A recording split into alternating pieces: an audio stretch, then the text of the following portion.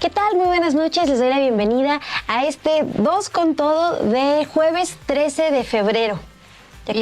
Víspera de San Valentín. Vísperas de San Valentín. No importa, vísperas de viernes. De viernes, sí, es lo que te iba a decir, ya falta muy poquito para el viernes. Y nosotros les tenemos hoy información importante, Dul. Hoy, desde Estados Unidos, reconocieron que sí ha habido un incremento en los vuelos de reconocimiento de Estados Unidos aquí en México para recabar información sobre los cárteles mexicanos, es decir, estos vuelos que ustedes seguramente han escuchado como espías. Y que primero había duditas. Si eran o no. Ajá. Bueno, hoy ya aclara Estados Unidos que sí ha habido más vuelos aquí en México.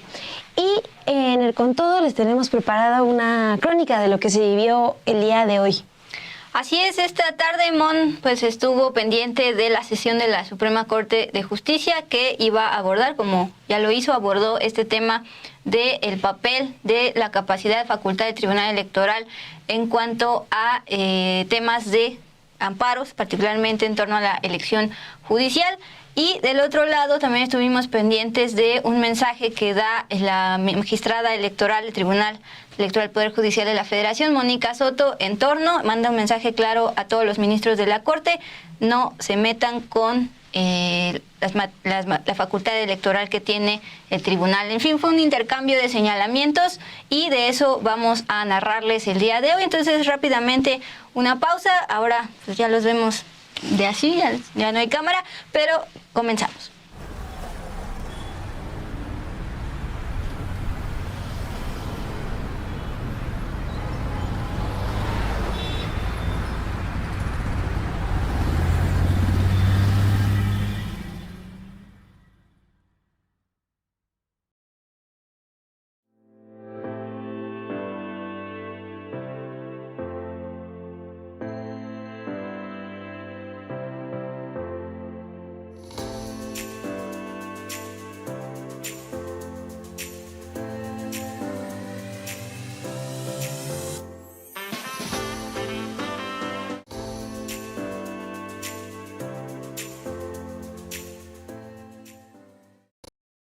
Gracias por seguir conectadas aquí con nosotras en Dos con Todo, por dejarnos sus likes, sus comentarios que vamos leyendo.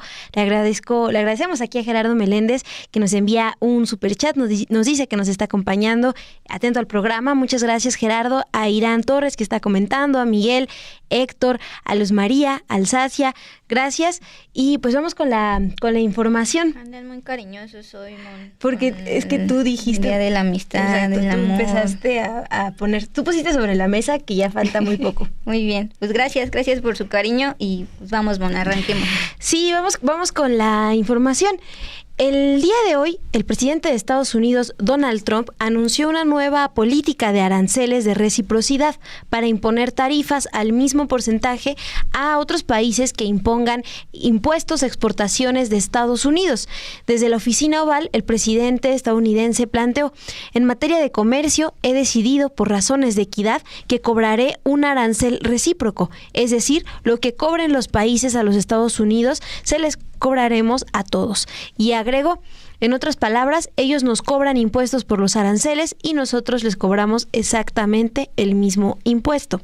Trump dijo desconocer la cifra por cada país, pero aseguró que se analizará caso por caso. También expuso: en casi todos los casos nos cobran a nosotros, lo cual es una gran suerte de que les cobraremos a ellos. El objetivo de esta medida es igualar las tarifas que los países aplican a las exportaciones de Estados Unidos y la Unión Europea, que está entre los principales damnificados. En particular, quiere imponer a la Unión Europea aranceles como respuesta al impuesto sobre el valor añadido, el IVA, que se aplica a todos los productos y que Estados Unidos interpreta como una barrera comercial. Además, Trump anunció que aprobará pronto aranceles generalizados para los automóviles y los productos farmacéuticos. También reconoció que los precios podrían subir como consecuencia de los aranceles recíprocos que impone a aliados y adversarios del país. También pues dijo que espera que con esto los precios bajen después de un tiempo. Pues un anuncio más del presidente estadounidense sobre esta imposición de aranceles a distintos países, no nada más acá a México. Pues ya habían lanzado pistas. El futuro secretario de Comercio anunció en su momento que iban a planear un arancel universal y luego dijeron que se estaba retrasando el anuncio de esto. Bueno, finalmente ya esta tarde lo hizo, una orden ejecutiva más que firma en medio de la prensa. Bueno, hoy leía una introducción del diario El País, pues analizando este tema de que firma sus órdenes ejecutivas en frente de las cámaras y luego las reproducen en redes sociales, al igual que hace este tema de las deportaciones, propaganda. Decía el diario El País, está haciendo un espectáculo su gobierno con este tipo de anuncios, aunque como decíamos ayer, luego los jueces le dan para atrás. Ya lleva 6 de estas órdenes ejecutivas que los jueces le dan palo, y la vocera de la Casa Blanca pues dice que eso es porque es activismo. Bien, otro tema en torno al gobierno de Estados Unidos y México particularmente lo da a conocer el día de hoy el diario El New York Times, es decir, este es un reporte periodístico apenas, donde se dice que el presidente Donald Trump planea designar a 5 cárteles de la droga mexicanos, entre ellos pues los 2 más expandidos a nivel nacional y también en Estados Unidos, el cártel Jalisco Nueva Generación y el cártel de Sinaloa. Bueno, los va a designar junto con otros como organizaciones terroristas, algo que también ya había anunciado desde su campaña. La medida ya ha sido informada a varios comités del Congreso por parte del Departamento de Estado y se destaca que la Casa Blanca podría anunciar las designaciones esta misma semana, es decir, primero lo están previendo desde reportes periodísticos, particularmente el New York Times, pero de manera oficial se podría escuchar en los próximos días. Justamente estamos viendo en pantalla Familia Michoacana, Cárteles Unidos y el de Sinaloa y Jalisco Nueva Generación serían los que van a estar fichados como pues como este tema de, me fue el concepto, organizaciones terroristas. Bien, al respecto, esta mañana la presidenta Claudia Sheinbaum aseguró en su conferencia de prensa que tanto el narcotráfico como el crimen organizado no solo se reporta aquí en México, sino también allá en Estados Unidos. No solo es tema de consumo de fentanilo, sino de presencia de crimen organizado. Esta es la respuesta. Sí, justamente ayer hubo una detención muy relevante. Y es lo que hemos estado comentando, que Estados Unidos, y entiendo que también comienza a asumirlo, porque hay muchos de estos objetivos que tienen extradición, orden de extradición, o solicitan la extradición de personas estadounidenses que han cometido un delito y que Estados Unidos pide su extradición. Lo que hemos estado planteando es que en Estados Unidos también hay delincuencia organizada y hay personas estadounidenses que vienen a México con estas actividades ilícitas. ¿Por qué lo decimos? Porque si no, ¿quién repartiría, quién distribuiría el fentanilo en las ciudades de Estados Unidos? O sea, porque el asunto no solamente es que pase droga de México a Estados Unidos, sino quién distribuye en Estados Unidos esa droga para el consumo, el lamentable consumo, el lamentable gran consumo, particularmente de fentanilo que hay en los Estados Unidos. Entonces, eso es lo que hemos estado planteando cuando hablamos de colaboración y de coordinación. No solamente es que Estados Unidos colabore con información, inteligencia para las detenciones en México, sino que también Estados Unidos haga su trabajo en Estados Unidos para las detenciones que tiene que haber para evitar el tráfico de estupefacientes en su país. Entonces sí, en efecto. Y la otra pues es el tráfico de armas de Estados Unidos a México. Es lo que menciona esta mañana la presidenta Claudia Sheinbaum, pero también tenemos información sobre lo que están admitiendo desde Estados Unidos. que reconocieron este jueves que ha habido un incremento en los vuelos de reconocimiento de ese país para recabar información sobre los cárteles mexicanos de la droga. Durante una audiencia ante el Comité de Servicios Armados del Senado sobre el presupuesto para el año fiscal 2026 y el programa de defensa de los próximos años, el general de la Fuerza Aérea de Estados Unidos, Gregory Guillot, el comandante del Mando Norte de Estados Unidos y del Mando de Defensa Aeroespacial, habló sobre los esfuerzos que está haciendo este Comando Norte en la lucha contra el fentanilo. Lo que planteó es lo siguiente: la crisis del fentanilo es una preocupación significativa para nuestro comando. Tenemos un número de analistas que trabajan con agencias federales para proporcionarles información de inteligencia sobre las redes que manejan la producción y distribución de fentanilo que cruzan por nuestra frontera. En ese sentido, dijo que el Departamento de Defensa de Estados Unidos recientemente les ha permitido incrementar las misiones de inteligencia y reconocimiento, y dijo que toda la información que encuentren la comparten con México para mostrar lo que ven, además de que han incrementado la cooperación para abordar la violencia de los cárteles. Esta cuestión llama la atención, es importante porque en los últimos días se había informado sobre estos vuelos que eran cada vez más frecuentes identificar desde México. Sí, porque es justo lo que está diciendo Iván Guevara. Esos aviones espían a México desde años atrás. En su momento la propia presidenta de México, Claudia Sheinbaum, dijo, pero esos aviones ya estaban desde antes en territorios estadounidenses aéreos, pero sí enfatizar que se reconoce que son más. Exacto. Ese es el punto, que ya se está reconociendo pues desde autoridades estadounidenses que sí están monitoreando, que sí están vigilando y que han aumentado el número de vuelos respecto a los que ya se tenía registro.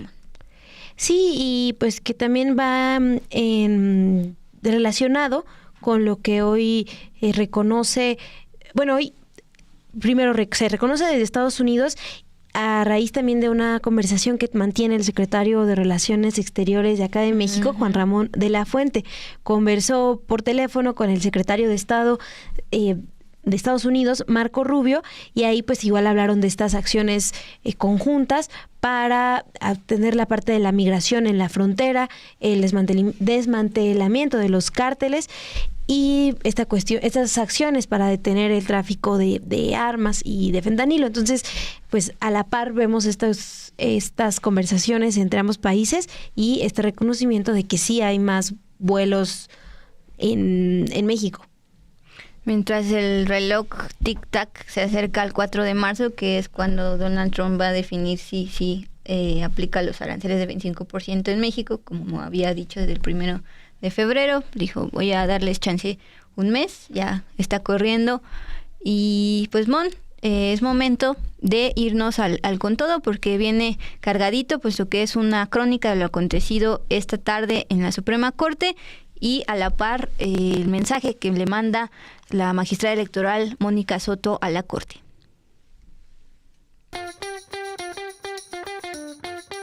Sin embargo, anuncia mejoras en su programación.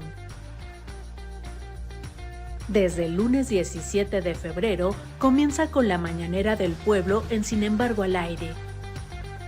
Y al terminar, sigue con el análisis y las noticias más relevantes en Café y Noticias, con Daniela Barragán y Perla Velázquez.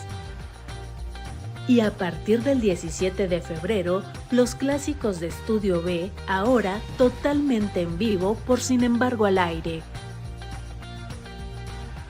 Podrás seguir a tus periodistas favoritos de lunes a viernes de 11 a 12 del mediodía. Lunes Versus, con Daniela Barragán, Alina Duarte, Perla Velázquez y Meme Yamel. Martes, Radicales con Fabricio Mejía, Héctor Alejandro Quintanar, Álvaro Delgado y Alejandro Páez Varela. Miércoles, Close Up con Obed Rosas. Jueves, Usted, Yo y Otros como Yo con Romina Gándara. y viernes Galileo con Manuel González. Todo por Sin embargo al aire.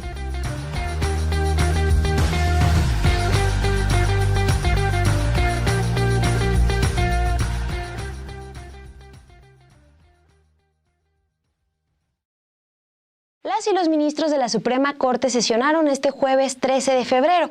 Ahí ordenaron a los jueces que han aprobado suspensiones contra la reforma judicial, contra este proceso de elección judicial inédito, revisar estas suspensiones, revisar estos amparos, mientras que del lado del Tribunal Electoral respondieron que no aceptarán intromisiones desde la Corte, porque ellos son los que pueden definir en materia electoral. En este Con Todo les contamos cómo se vivieron las dos discusiones de este jueves 13 de febrero.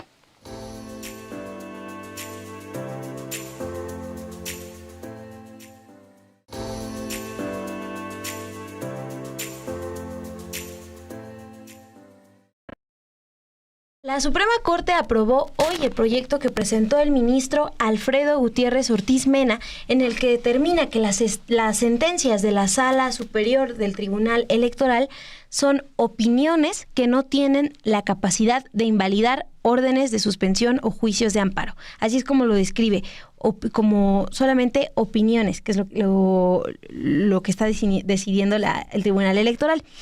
Además, la Corte aprobó dar un plazo de 24 horas a partir de que se emita la sentencia para que cualquier juez o tribunal que emitió amparos para frenar el proceso judicial revise sus fallos y pues los revise, sobre todo cuando se tratan de materia electoral, no los que tienen que ver con la protección de derechos humanos, es lo que determina hoy la Corte. En un debate que se extendió por más de 4 horas y que generó reacciones también desde el Tribunal Electoral, que defendió su postura acerca de que la Suprema Corte no debería intrometerse en las decisiones electorales. Este llamado, recuerden ustedes, ya lo había hecho esta semana a los magistrados. Recuerden que la magistrada presidenta Mónica Soto, así como Felipe Fuentes Barrera y Felipe de la Mata, pidieron que la presidenta de la Corte, Norma Piña, y los ministros Alfredo Gutiérrez Ortiz Mena, Jorge Mario Pardo Rebolledo y Javier Lainez se excusaran de participar en esta discusión con el argumento de que sus posturas en contra de la reforma judicial ya son públicas. Por eso es que la discusión del día de hoy en la Suprema Corte se enfocó primero en resolver si tenían o no que participar estos ministros. Estos fueron algunos de los argumentos que expusieron desde esta tarde las y los ministros Norma Piña, José Pardo, Javier Lainez y Yasmín Esquivel sobre por qué debían participar en esta discusión. Vamos a escucharlos.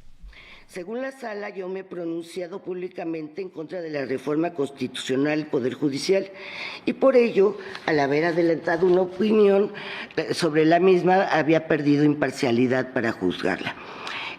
A mi juicio, esta causal de impedimento no se actualiza en este asunto y la razón es tan clara como sencilla. En este caso, no se está juzgando en absoluto la reforma constitucional al Poder Judicial, sino una cosa completamente distinta e independiente de la misma, a saber, el objeto de este caso es contestar una pregunta constitucional relacionada con el correcto funcionamiento del Poder Judicial de la Federación y es el siguiente.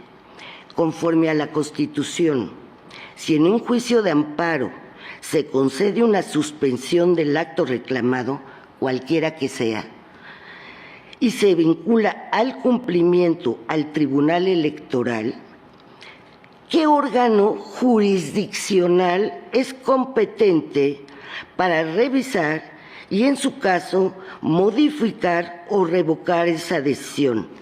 ¿El propio Tribunal Electoral o un tribunal colegiado de circuito a través de los recursos previstos en la ley de amparo?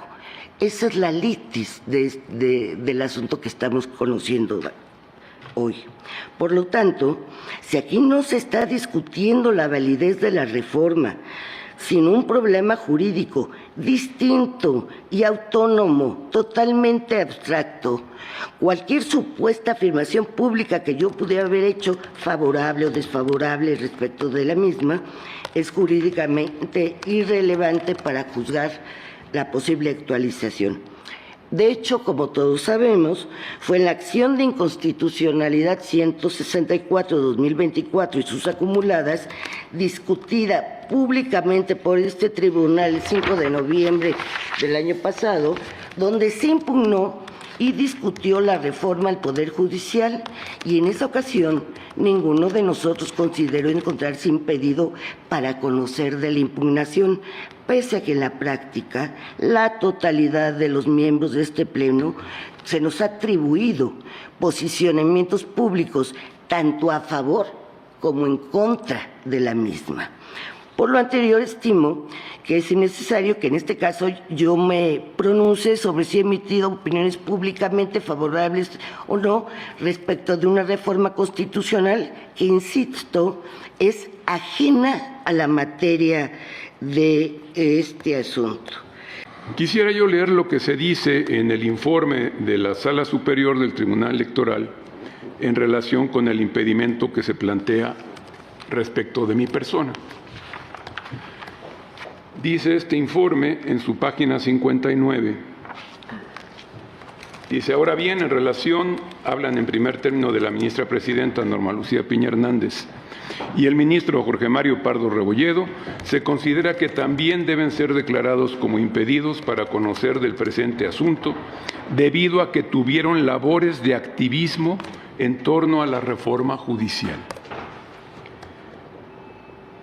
En ambos casos, se refieren al de la ministra presidenta y el de La Voz, se sumaron y tuvieron participación en las marchas organizadas por los trabajadores del Poder Judicial de la Federación en contra de la iniciativa de reforma en la materia presentada por el presidente Andrés Manuel López Obrador en septiembre de 2024. En primer término, es falso que yo haya asumido labores de activismo en torno a la reforma judicial. Mi opinión sobre la reforma la expresé en una invitación que se me hizo por parte del Poder Legislativo en los foros que se realizaron antes de aprobar esta reforma, y atendiendo a esa invitación se me pidió que en 5 minutos expresara yo mi punto de vista sobre esa iniciativa, y eso fue lo que hice. No he tenido ninguna labor de activismo en torno a la reforma judicial. También es absolutamente falso que yo haya participado en marchas organizadas por los trabajadores del Poder Judicial de la Federación. Absolutamente falso. Se hace referencia en este documento a una nota periodística en donde se destaca que yo me presenté en pues, ¿cómo se le podría llamar? Un campamento, un plantón que existía fuera del Senado de la República, lo cual es cierto. Sí me presenté a saludar a compañeras y compañeros juzgadores y personal de órganos jurisdiccionales en ese momento. No hice ninguna declaración, no se me hizo ninguna entrevista, no expresé ninguna opinión, fui a saludar y expresarles mi solidaridad a los compañeros que llevaban muchos días en campamentos al aire libre en la calle.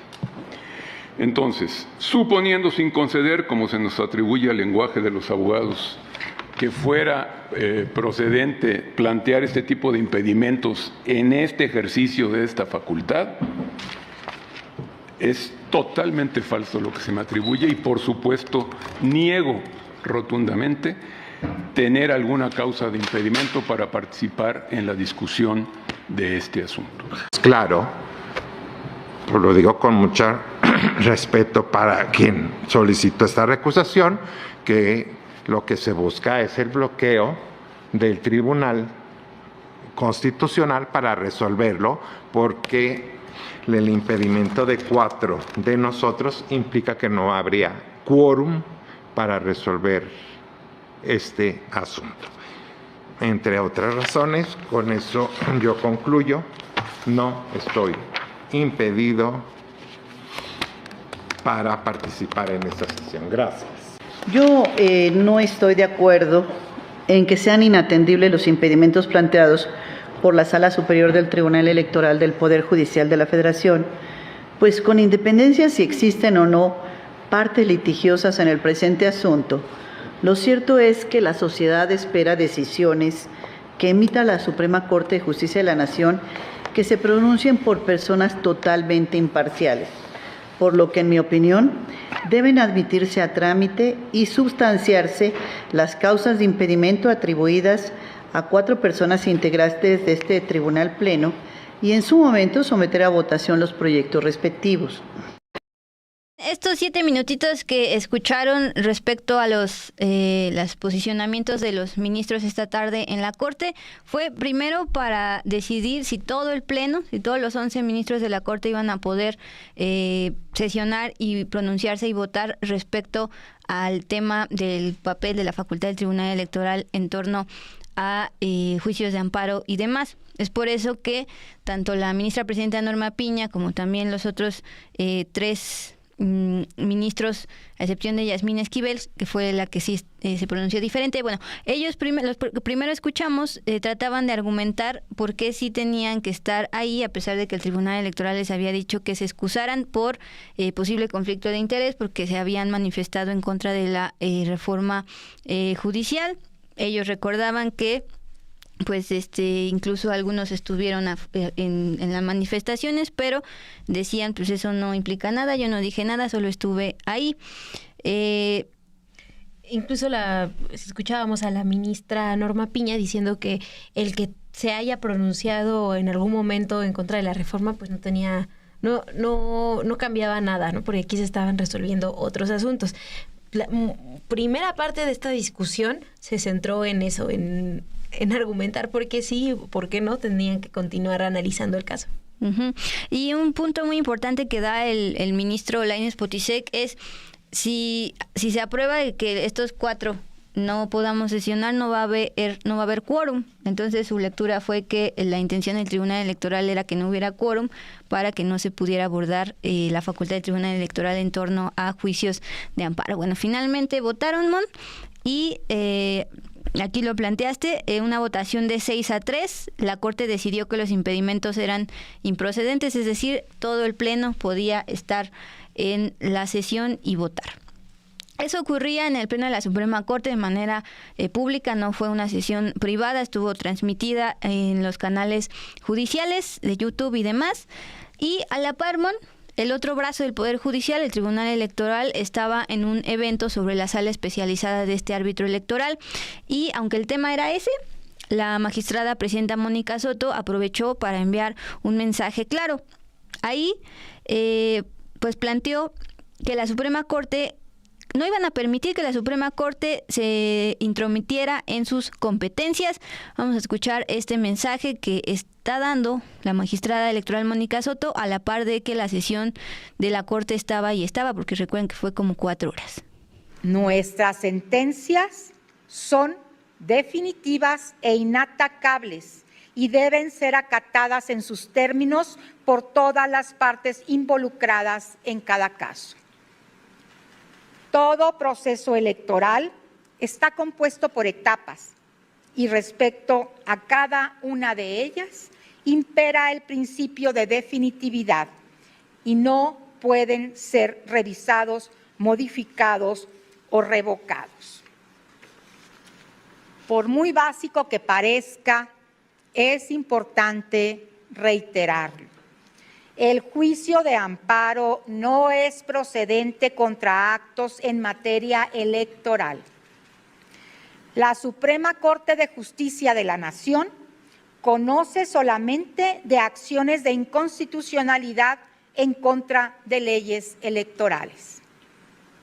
No existe, como se ha pretendido hacer creer, disputa alguna competencial con ninguna otra autoridad y no buscamos asumirnos como superiores jerárquicos de alguna otra autoridad tampoco. Pero no permitiremos ninguna intromisión a nuestras competencias y defenderemos con la Constitución en la mano.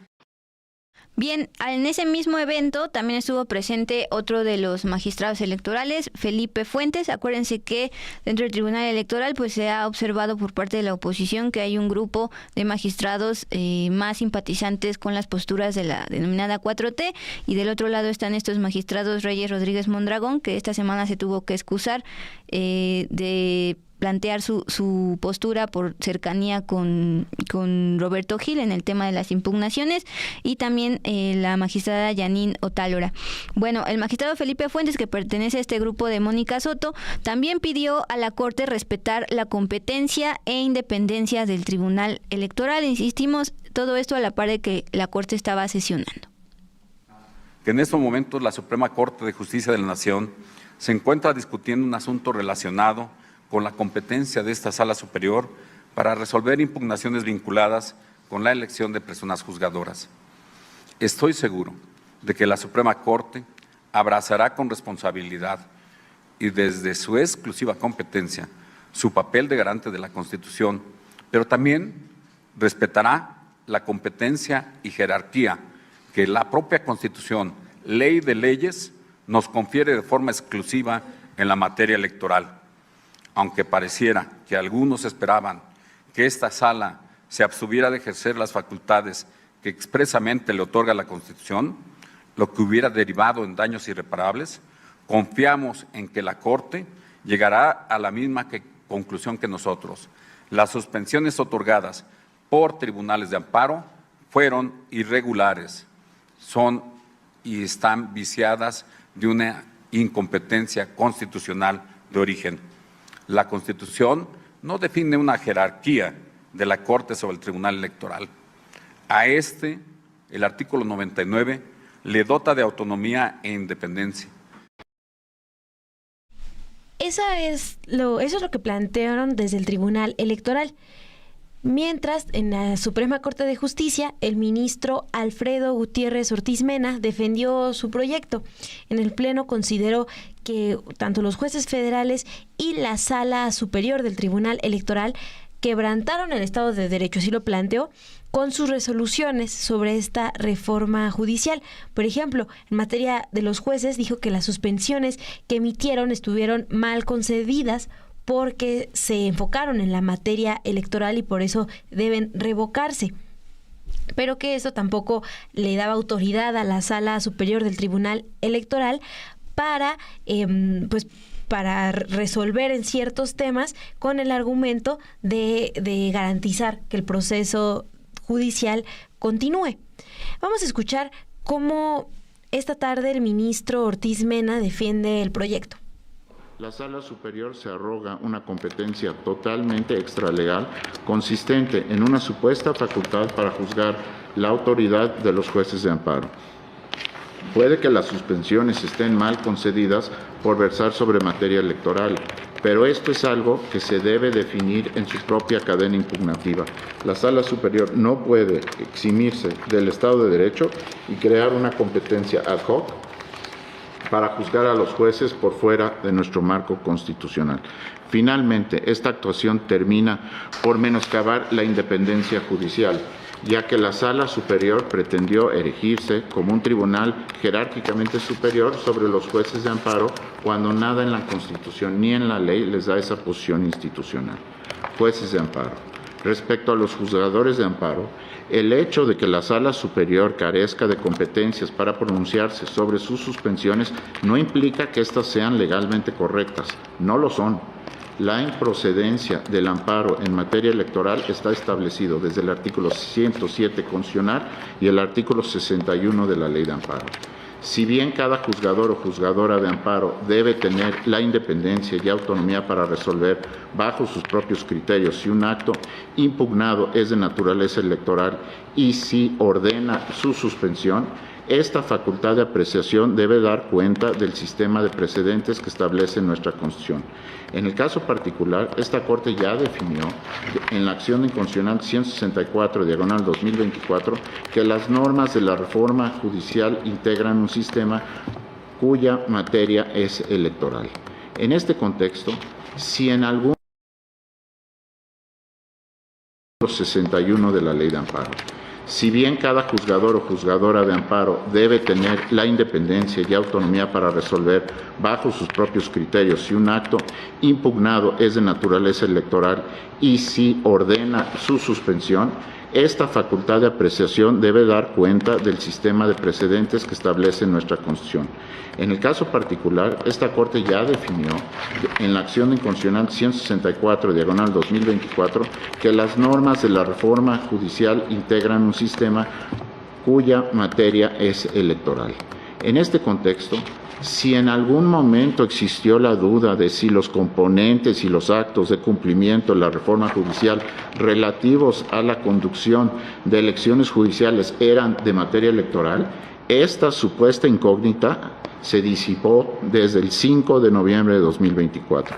Desde esta fecha, los juzgadores de distrito perdieron la discrecionalidad sobre estas consideraciones y con ello su posibilidad de sostener juicios de amparo y dictar suspensiones que paralicen los componentes electorales de la reforma. Lo anterior implica que todas las suspensiones concedidas en contra de la implementación de la reforma judicial deben revocarse. Ya existe un precedente de la Corte sobre este punto y no hay discrecionalidad para estimar que los aspectos electorales de la reforma judicial no son, valga la redundancia, electorales. Antes de que continúes con estas declaraciones de los ministros en plena sesión, este comentario me pareció bueno porque resume parte de lo que estamos escuchando. Más que ya se me perdió, Monera, del PITCAM, que hablaba del quórum. Aquí está, perdónenme. PITCAM, que conforme leo sus comentarios creo que le sabe bastante al derecho. Si hay ministros a favor y en contra de la elección de juzgadores, en estricto sentido, todos deberían excusarse y en resumen no habría quórum, que pues justamente es lo que veíamos por parte del Tribunal Electoral, nada más pidió excusarse a las que estaban o han pronunciado en contra de la elección judicial, pero obvió a las que se han pronunciado a favor. Entonces, pues, en resumen, no habría quórum. Sí, y aquí nada más estaba leyendo parte de sus comentarios. Recordaban que justamente el ministro Ortiz Mena, que es el que presenta este proyecto, pues sí fue, supimos mucho de él en octubre pasado, porque él es el que estaba hablando de la reforma judicial en la Universidad de Harvard, en Estados Unidos, y en un evento que organiza esta universidad, y cuando habla de esta reforma, pues genera varias risas ahí entre las personas que asistieron al evento. Nos lo recordaban también acá en el chat.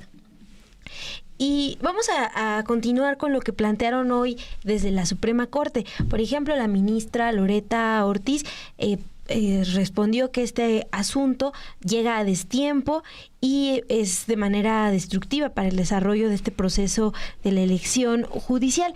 Pero en una última parte de esta sesión que mantiene el día de hoy la Suprema Corte, la ministra Yasmín Esquivel puso como ejemplo que si se le quitan facultades al Tribunal Electoral, pues posteriormente los jueces hasta podrían ordenar suspender una elección presidencial. Es lo que plantea como ejemplo. También hay un pronunciamiento de la ministra Norma Piña y de la ministra Lenia Batres. Vamos a escucharlas. Yo nada más quisiera que evitemos dejar un precedente delicado y les pongo el siguiente ejemplo. Si un tribunal colegiado otorga una suspensión definitiva, por tanto ya no atacable mediante ningún recurso de la Ley de Amparo, en la que se ordena detener el proceso electoral para renovar al presidente de la República, el proyecto sostiene que el Tribunal Electoral debería obedecer dicha suspensión definitiva para no violentar el Estado de Derecho, de acuerdo incluso a las intervenciones, algunas que he escuchado aquí. Esto implicaría que feneciera el plazo de la presidencia de la República para el que fue electo y que no hubiera proceso electoral para renovación. Nada más absurdo que eso. El proyecto dice que el Tribunal Electoral debía quedar solo mirando esta terrible afectación al orden constitucional, y ello implicaría que renunciara a su mandato constitucional de preservar los procesos electorales. En este caso, estoy segura que todos los aquí presentes demandaríamos que el Tribunal Electoral desobedeciera dicha suspensión y que ordenara la continuación del proceso electoral para no quedarnos sin presidente de la República. Pues eso hizo el Tribunal Electoral en este asunto, en que el juez pretendiera detener todo el proceso electoral, ordenó con fundamento en el 41 constitucional que éste continuara en todas sus fases y vinculó a todas las autoridades del país a que se siga llevando a cabo el proceso electoral judicial.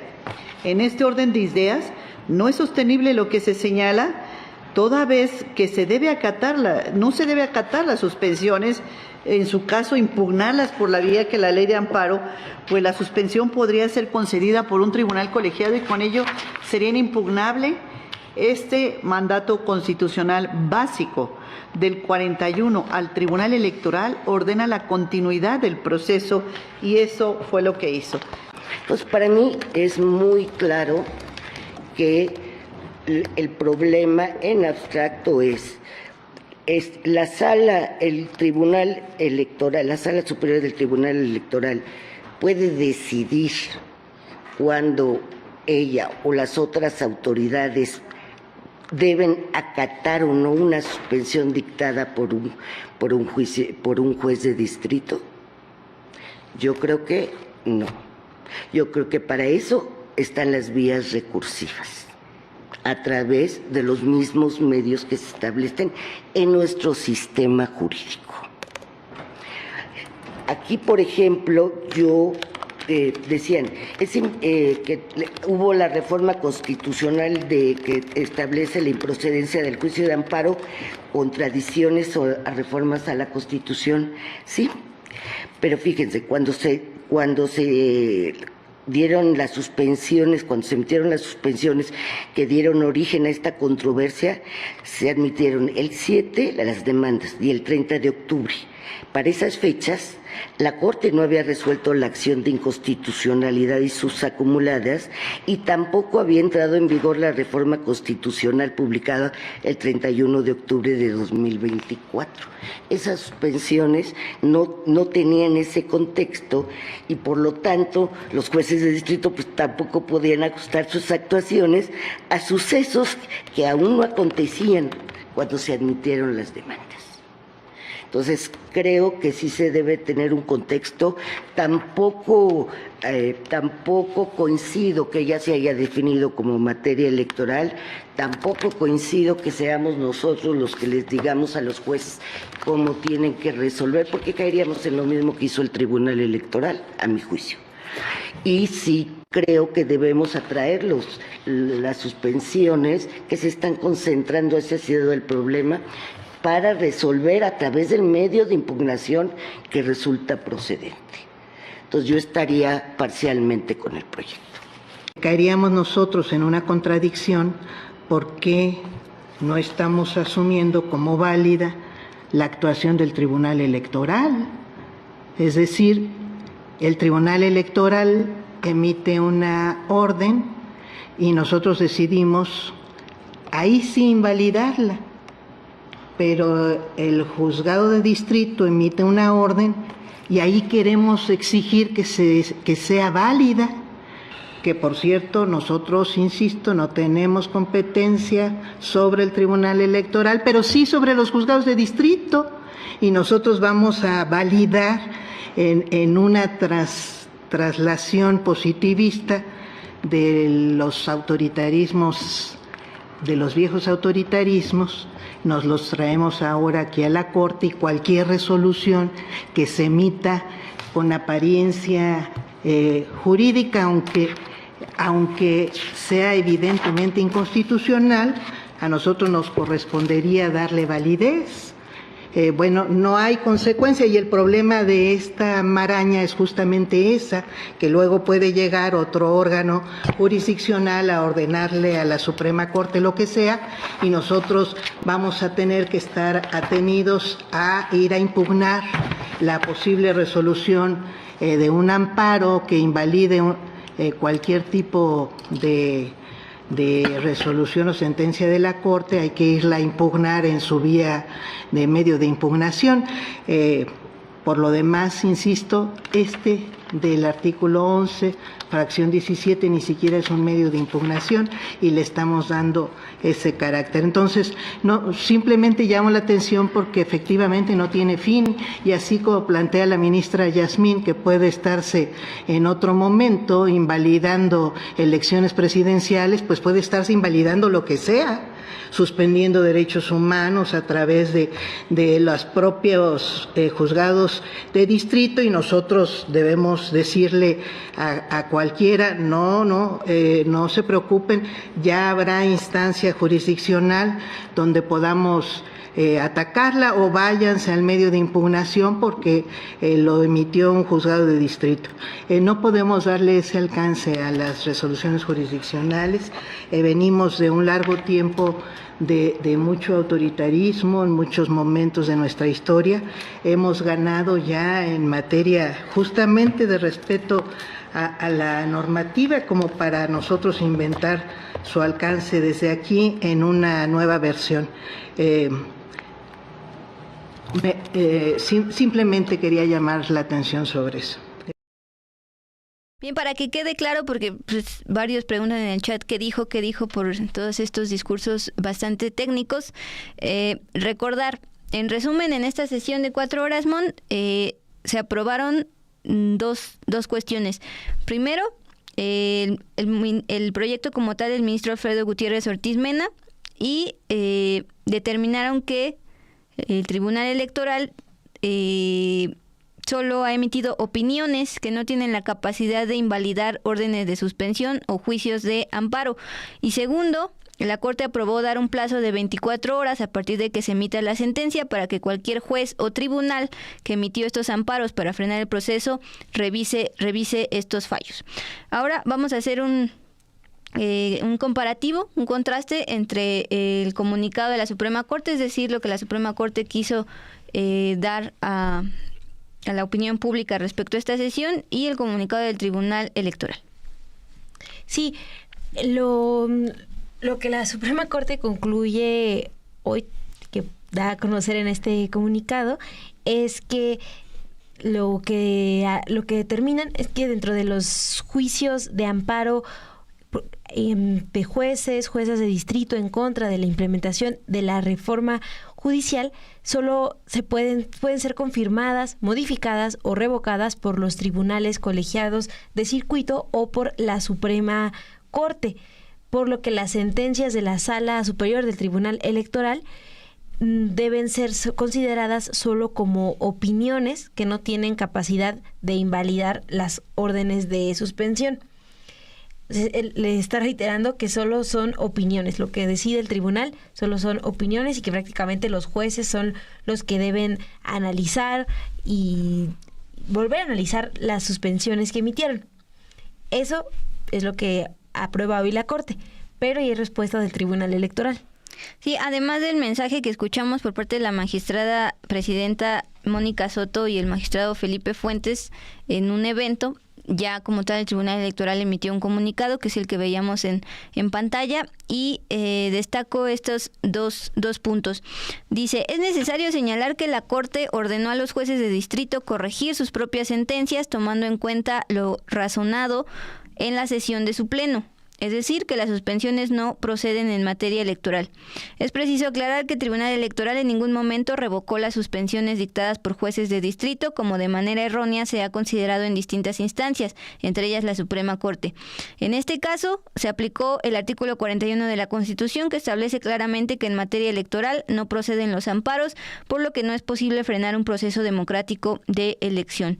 Entonces, está diciendo que no es cierto que como tal el tribunal se haya metido en facultades de los jueces, sino que recordó que en materia de amparos, de acuerdo con el artículo 41, pues no se pueden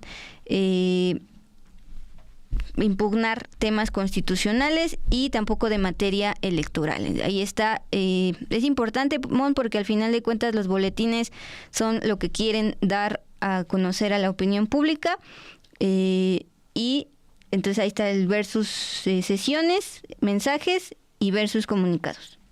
Sí, y nada más para dejar claro, lo que se decide, lo que se define hoy en la Corte, pues también nos deja ver que el camino para que siga la elección judicial está abierto, porque los jueces que hicieron, que emitieron suspensiones contra esta reforma electoral van a tener que revisarlas. Entonces les está diciendo prácticamente: revisa lo que hiciste, porque tú no puedes decidir en materia electoral. Entonces pues no van a poder suspender la elección, ¿no? Como se hablaba. Sí, ese creo que es la gran conclusión, para que quede claro. Al final de cuentas, aunque chocaron estos dos integrantes del Poder Judicial, Corte y Tribunal Electoral, en concreto y en resumen, no separa esta elección judicial. Entonces es pertinente seguir analizando a los personajes que van a salir en la boleta, como por ejemplo realizamos ayer. Sí, pues seguir escuchando lo que tenía que decir tanto los ministras de la Suprema Corte como los magistrados del Tribunal Electoral, porque pues al final tenían en sus manos el analizar estas suspensiones, el definir si avanzaban o no los amparos. Por ejemplo, ayer les contábamos de los que buscaron ampararse porque no avanzaron en el proceso de selección. Entonces hay que seguir al tanto de lo que plantean desde el Tribunal Electoral y desde la Suprema Corte. Perfecto, Mon, y es momento entonces de pasar a la última sección, la de al cierre, y de hecho tiene que ver la Suprema Corte, pero más tiene que ver las prácticas monopólicas. Simplemente recordar, antes de que Mon nos dé la nota, que la COFESE es uno de los órganos autónomos que está en este paquete de la reforma contra, pues para la eliminación de estos órganos autónomos. En el caso particular de la COFESE no va a desaparecer del todo, se va a fusionar a la Secretaría de Economía, porque dentro del TEMEC, en el que está México, Estados Unidos y Canadá, pues se ordena a los países tener organismos que se encarguen de revisar que no haya prácticas monopólicas. Pues la COFESE ha detectado un montón de prácticas monopólicas. Les dábamos cuenta del caso de Walmart, por ejemplo, lo multó, etcétera, pero las empresas, si reciben multas de la COFESE, pueden impugnar precisamente ante tribunales, ante el Poder Judicial, y en el caso de Aeroméxico así fue, pero ya hay información al respecto. Sí, así es, porque la Suprema Corte, ayer determinó la validez de las facultades de investigación que tiene la Comisión Federal de Competencia Económica, la COFESE, y le puso fin a más de 5 años de litigio contra Aeroméxico por manipular los precios de sus boletos, al confirmar una multa que le impuso por 88 millones de pesos. Durante varios años, la aerolínea Aeroméxico promovió varios recursos e impugnaciones en contra de la sanción que la COFESE le impuso en 2019 por haberse coludido para manipular los precios de sus boletos de avión en distintas rutas, lo que habría afectado a más de 3 millones de pasajeros. En este caso, la COFESE indicó que se realizó una visita de verificación sorpresa y encontró correos electrónicos entre directivos de las aerolíneas en los que, con apodos, códigos y direcciones de correo falsas, para ocultar un acuerdo ilegal, conspiraron para manipular el precio de los boletos de avión. Aeroméxico impugnó ante la Suprema Corte esta sanción que le impuso la COFESE, argumentando que este tipo de correos constituyen comunicaciones privadas y por lo tanto no pueden ser obtenidos ni utilizados como evidencia por la COFESE. Pero ayer la segunda sala de la Corte validó las actuaciones de la COFESE y confirmó que esta información no está amparada por la protección a comunicaciones privadas y que sí pueden ser utilizadas por el gobierno para investigar y sancionar conductas monopólicas que afectan a consumidores mexicanos. Sobre todo si consideramos que se trata de comunicaciones entre empresas o su personal que tienen que ver con actividades comerciales. La COFESE afirmó que esta decisión de la Corte será un precedente para los acuerdos ilegales entre competidores para manipular los precios y con ello pues seguir afectando a la población. La empresa ya se pronunció en un comunicado y planteó lo siguiente: Aeroméxico no coincide con los criterios ni metodología de la COFESE para llegar a estas conclusiones sobre supuestas prácticas de mercado de hace casi 2 décadas. Sin embargo, Aeroméxico es respetuoso del Estado de Derecho y acatará las resoluciones de las autoridades judiciales. Bueno, no coincide con los criterios, pero pues sí es importante que aquí el dato, ¿no?, de los más de 3 millones de pasajeros que resultaron afectados por esta manipulación a los precios de los boletos. Y se ponían de acuerdo entre aerolíneas, incluyendo Aeroméxico, manipular precios, y esto ocurrió hace 17 años, en 2008, y su argumento es que ya pasó, pero ahí está la multa, en este caso la Corte sí le dio la razón a la COFESE. Hay casos que no le ha dado la razón, incluso le pide que le pongan la mínima multa. De eso estaremos hablando en los próximos días, Mon. Y para finalizar esta historia, a ver si Luis nos puede ir poniendo el video, porque para irles narrando qué aconteció el fin de semana, el 8 de febrero, pues en el fin del mundo, Mon, allá al sur de Chile, en la Patagonia, a unos kilómetros ya de la Antártida. Están viendo en pantalla a un joven venezolano que estaba en el kayak y de pronto salió una ballena jorobada y lo traga, se sumerge al océano de Magallanes, al sur de Chile, y segundos después lo echa, lo escupe, lo vomita. Se sabe que las ballenas jorobadas pues no comen, no son carnívoras, más bien se alimentan de plancton y de peces. Y la declaración de este personaje, de Adrián Simancas, el personaje, dice: quisimos atravesar remando la Bahía del Águila, teníamos el tiempo a nuestro favor, estaba siendo eficiente la remada, pero de repente el clima se puso feo y ahí mi papá preparó la cámara, es por eso que se pudo tener este momento en video. Él describe lo que siente: yo siento que algo me choca por atrás, pensé que era una ola, pero era demasiado fuerte, y cuando volteo siento que hay algo carnoso que me roza la cara, que es como de color azul y blanco y que me llega desde arriba y en diagonal y me hunde. Pensé que había muerto, que algo me había comido, que me estaban atacando para devorarme, y fueron 3 segundos hasta que salí del agua. Ahí está lo que sintió, este tema que dice algo carnoso, sintió algo carnoso que le rozaba la cara. Después sintió que había muerto y 3 segundos después sale a la superficie. Todo ello grabado por su papá mientras hacían pues esta excursión en kayak en el Magallanes, ahí al sur de Chile, Punta Arenas, muy muy cerca ya del fin del mundo y de la Antártida. Sí, llamó mucho la atención esas imágenes del día de hoy. Y ya casi estamos cerrando este programa, pero les queremos dar a ustedes a conocer lo que aprobó recientemente el Senado sobre la reforma. Ay, es verdad. Sí, al Infonavit. Avaló en lo general y particular sin cambios esta reforma a la ley del Infonavit, que le da facultades para construir vivienda y pues construir un esquema accesible de arrendamiento para los trabajadores. Les voy a decir con cuántos votos. Fue con 71 votos a favor, 36 en contra y 2 abstenciones que se aprobó en lo general, y los artículos no reservados de este dictamen que reforman la ley de Infonavit y la ley del trabajo. Y en lo particular se aprobó con 67 votos a favor y 35 en contra. Ya con esto pues puede ser enviada a la presidenta para que la apruebe y sea publicada en el Diario Oficial de la Federación. Sí, pero recordar toda la campaña que traían en redes sociales algunos senadores, algunos legisladores desde el año pasado, asegurando que el punto de esta reforma era que se iban a robar el dinero del Infonavit y demás.